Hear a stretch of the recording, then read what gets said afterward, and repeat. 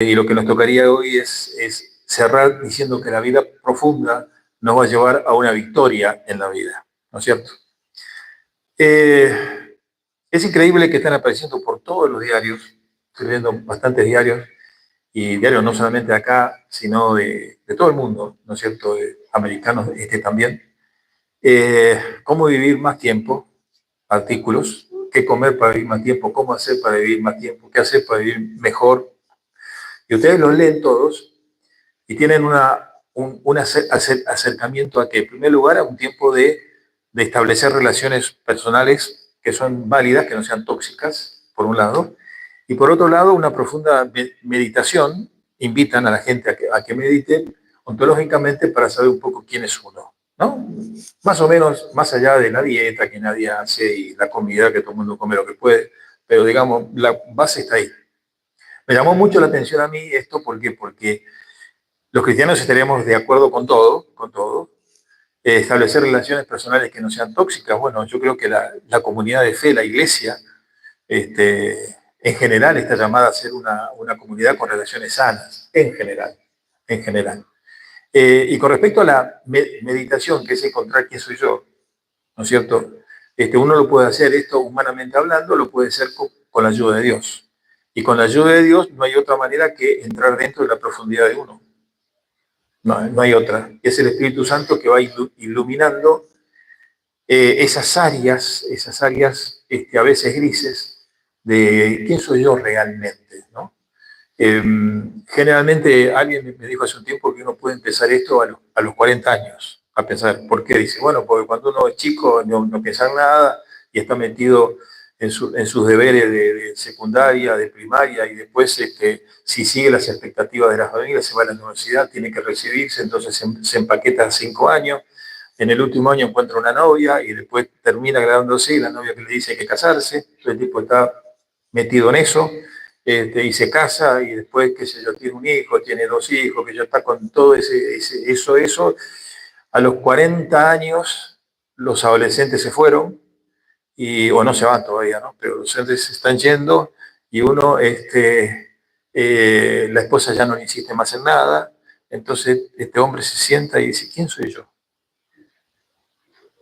El que me dijo eso me dice, yo 40 años, tenía 40 y pico años, 40 años hice lo que otros quisieron de mí.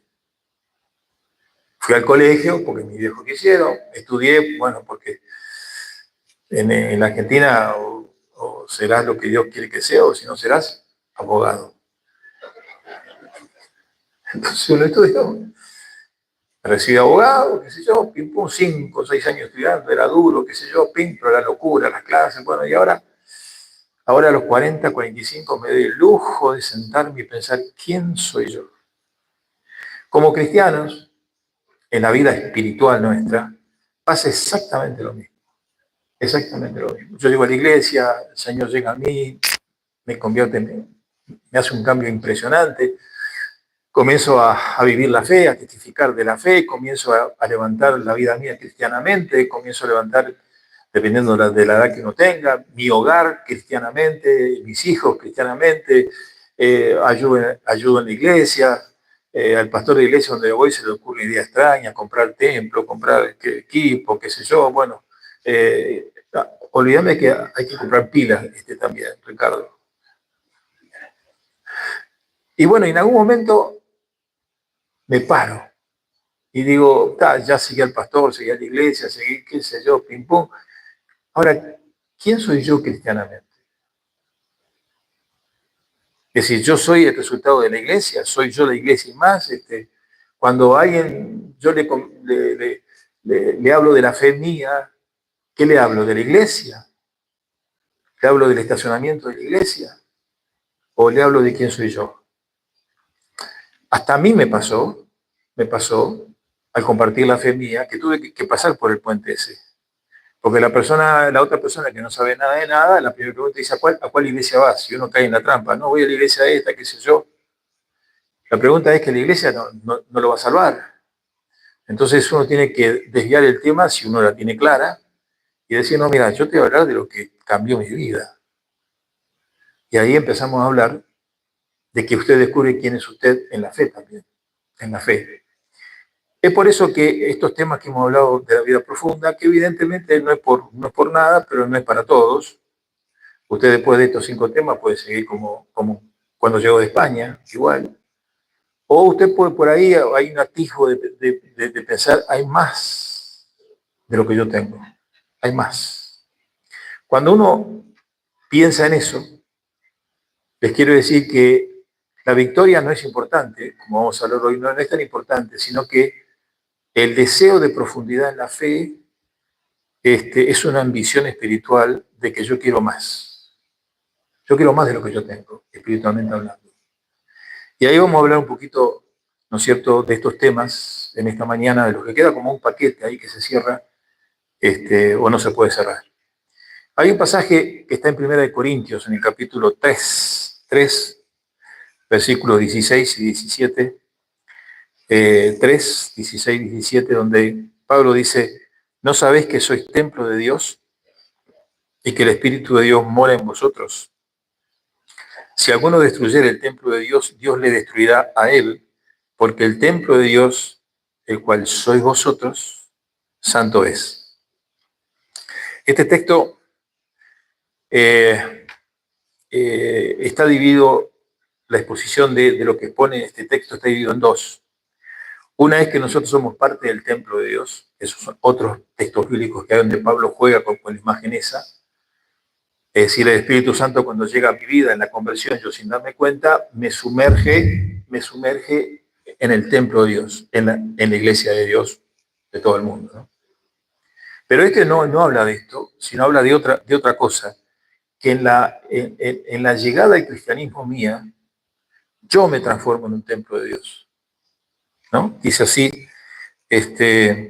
no sabéis que sois templo de Dios y que el Espíritu de Dios mora en vosotros, porque el templo de Dios, el cual sois vosotros, santo es. Esto Pablo lo dice a los corintios que vivían obviamente en Corinto, parte del Imperio Romano, y tenían templos por todos lados, y dioses y diosas por todos lados. Entonces, Pablo acá es un revolucionario.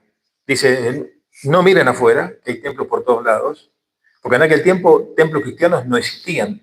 Si lo que existían eran reuniones en casas que se denominaban iglesias, pero en realidad no existían templos. Los templos aparecieron en el siglo II, III. Y aquí Pablo está diciendo, ¿vieron el templo de este tal Dios, el templo de este? ¿Vieron el Partenón? ¿Lo vieron? Bueno, pero ustedes solos, personalmente, sois templo de Dios, ustedes. Y Pablo dice que el Espíritu Santo cuando llega nos hace ser templos de Dios. Ahora, ¿por qué decía Pablo esto? Bueno, porque es una imagen que sirve para levantar nuestro concepto de lo que el cristianismo es. Dios conmigo tiene una relación muy, muy especial y mi vida se transforma en algo totalmente santo. ¿Qué quiere decir santo? ¿Imperfecto? ¿Impoluto? No quiere decir nada de eso. Quiere decir que esto pertenece a Dios. Y cuando yo descubro que mi vida es el templo del Espíritu Santo, entonces yo me abro a la operación de Dios y ahí comienza el Espíritu Santo a poner en mí más y más. Hay cristianos que no quieren llegar al límite este. Hay cristianos que quieren ser buenos cristianos, ¿no? Ir a la iglesia, pero tener el control de su vida. Tener el control de su vida. Estos van a seguir navegando en la superficie siempre. Pero cuando el cristiano se decide a decir algo increíble, Señor, da las órdenes tú en mi vida. Ahí, hablando en criollo, ahí se pudre todo.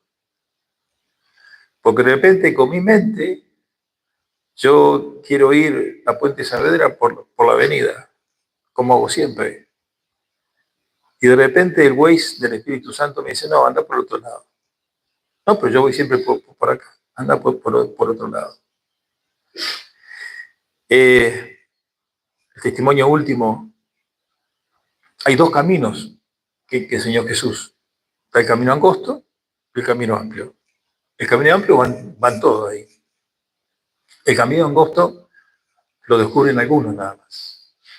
Hay un libro impresionante, un libro que está en castellano incluso, que habla, el título es increíble, dice, los que descubrieron el secreto. Los que descubrieron, entonces uno dice, ¿qué secreto? En el cristianismo hay secretos. Si uno comienza a leer el libro, hay, por ejemplo, hay biografías de 10 o 15 o de 20 personas de la historia que descubrieron el secreto a ser guiados por Dios y transformar sus vidas en un templo de Dios. Seguro usted puede pensar, bueno, pastor, pero yo no estoy para eso. Yo quiero algo más light, más tranquilo. Es imposible. Porque cuando usted empieza a gustar del cielo, quiere más cielo siempre. Quiere más.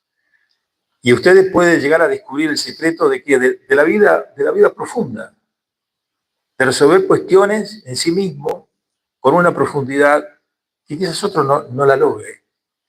Ahora, ¿qué uno descubre a profundidad?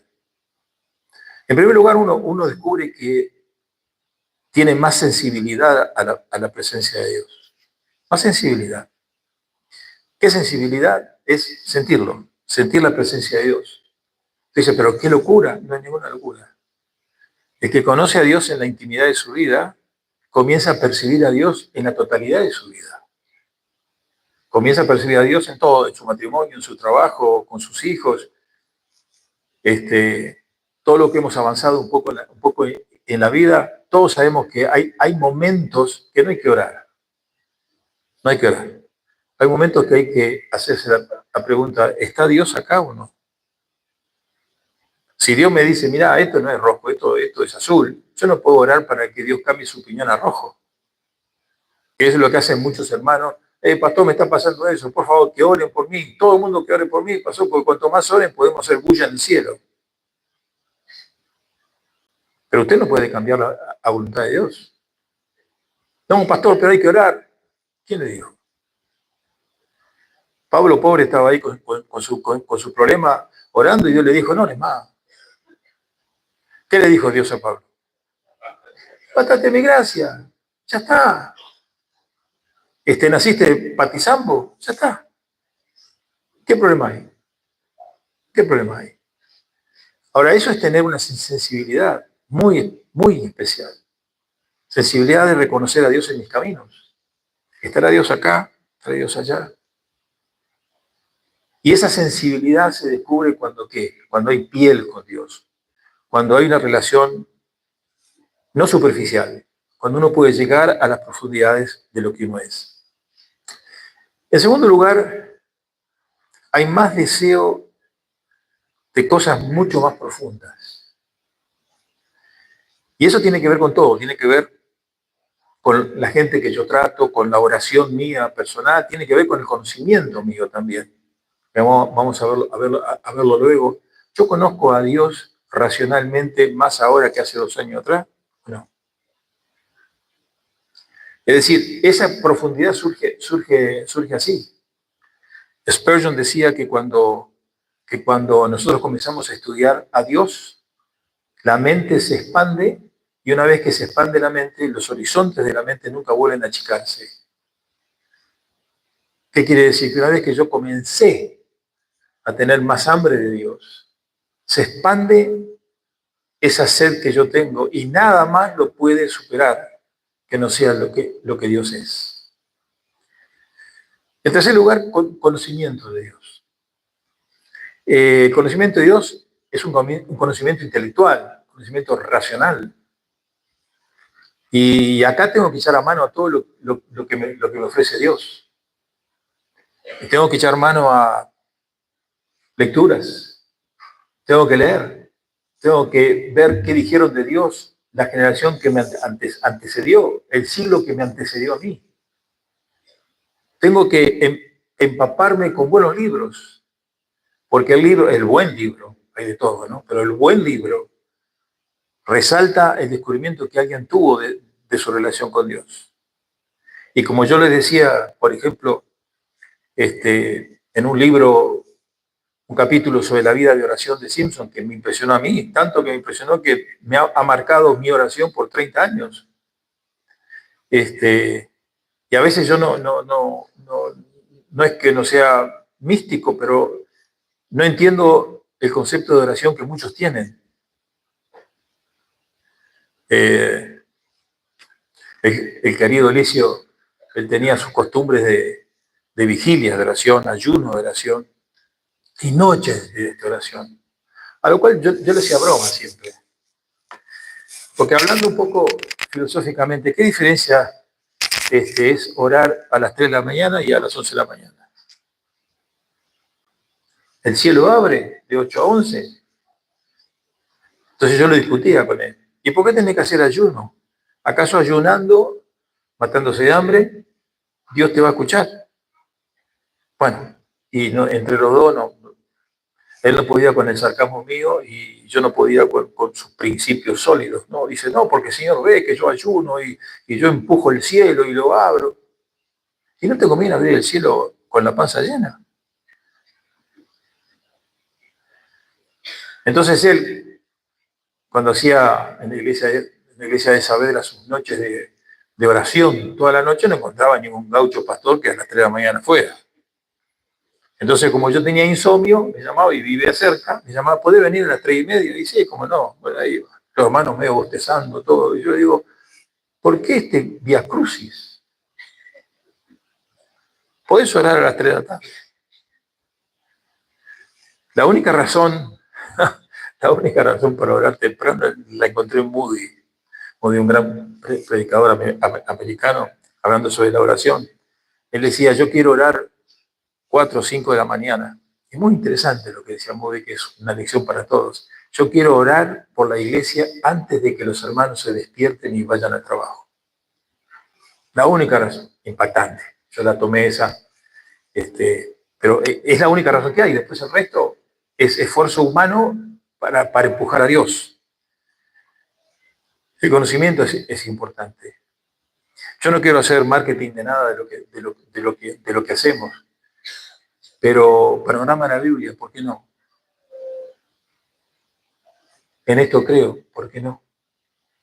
El ICAM, ¿por qué no?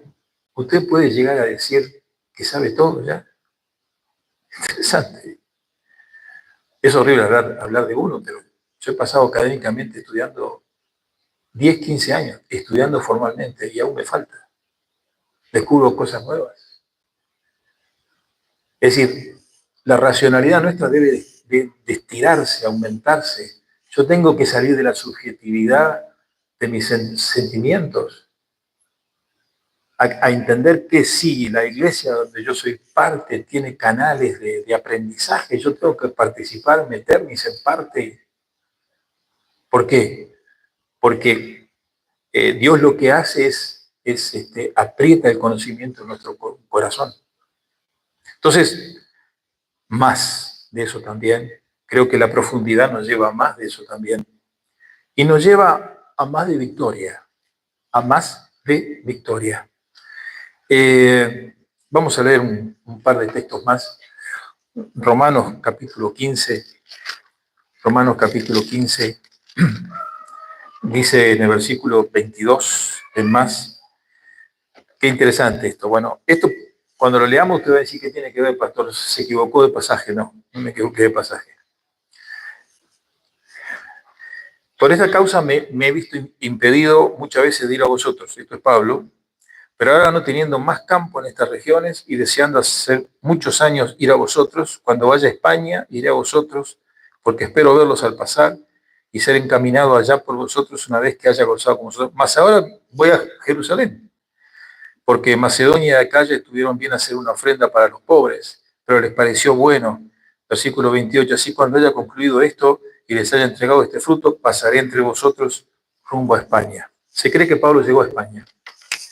Ahora, Pablo dice, le escribe a los romanos, obviamente en Roma, les pide que, miren, yo estoy yendo a España, porque yo creo que hay que seguir predicando el Evangelio, pero antes que vaya a España, miren, voy a Jerusalén hoy, estando parado ahí, estando parado en Roma, a Jerusalén es un viaje, voy a Jerusalén, y ahí en Jerusalén veo que dieron las ofrendas y voy a visitar de vuelta, pero miren, voy a ir a España. ¿Qué espíritu notan acá? ¿Qué espíritu notan de personaje? ¿Eh? Propósito claro. Propósito claro, ¿qué más? ¿Eh? Determinación, ¿qué más? Apoyar a los hermanos. En España no había sido evangelizado aún. Él iba a evangelizar. La personalidad que ven acá es una personalidad de más, no es de menos. No es, no, estoy romano acá, estoy en Roma acá, pero ahora va a ser frío en invierno, así que miren, prepárenme en Antioquía el mate, el termo, que me voy a quedar quieto hasta que pase el frío. ¿Ese es el carácter? No, miren, yo tengo ya pensado ir a España. Y aunque tenga que ir a Jerusalén, a arreglar el tema de la ofrenda, qué sé yo, de Macedonia, acá, pero ahora voy a pasar otra vez, pero voy a ir a España. Ese es un hombre. Y ya Pablo, cuando escribe Romano, estaba yendo hacia su muerte. Ese es un hombre que quería más de la vida. Quería más. Y yo voy a hacer esto y aquello, y me muevo, y esto y aquello. Estamos cumpliendo 40 años. Hace 20 años, un pastor muy amigo mío me dijo, me dio a entender, ya, ¿por qué no te venís acá a otro país? Vamos a estar bien, qué sé yo. Ya está, 20 años. Le digo, ¿y por qué tengo que irme? Y bueno, 20 años, ¿qué tiene que ver? ¿Por qué no? ¿No? Y le dije algo que me salió naturalmente. Le digo, yo tengo planes aún tengo sueños. Y cuando uno tiene sueños y planes, ¿por qué se va a ir? ¿Eh? No, la pantalla es un regalo para el pastor Hugo, ¿no? Pero ¿saben qué es lo que pasa? Esto es así.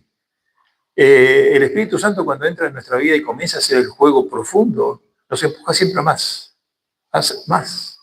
Entonces yo digo, pues esto es loco.